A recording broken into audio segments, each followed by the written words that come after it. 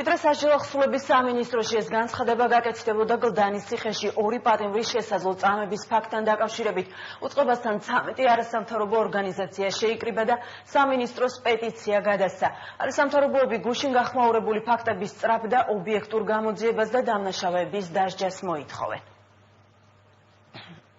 Protestებს ციხეში პატიმართა წამების და არაადამიანურად მოპყრობის ფაქტებს გამომდინარე იქიდან რომ ეს ბოლო სახალხო დამცველის მიერ გავრცელებული განცხადება ეს არ არის ბოლო პერიოდში ერთადერთი და სხვა დროსაც ჰქონია ადგილი პატიმართა წამების ფაქტებს და გამომდინარე აქედან ჩვენ არ გვაქვს გარანტია იმისა რომ ეს ფაქტები აღარ გაგრძელდება კვლავაც გამომდინარე აქედან ჩვენ ვითხოვთ რომ დაუყოვნებლივ გატარდეს საგამოძიებო მოქმედებები დასჯილი იყოს ყველა ეს პირი ვინც მონაწილეობა მიიღო ამ დანაშაულებრივ ქმედებაში ჩვენ მოვითხოვთ ხელისუფლებისაგან დაუყოვნებლივ დასჯილები ის პირები რომლებიც ახორციელებენ არაადამიანურ მოპყრობას და პატიმრების წამებას წინააღმდეგ შემთხვევაში ჩვენი აქცია მიიღებს მასშტაბურ ხასიათს და იქნება უფრო ფართომასშტაბიანი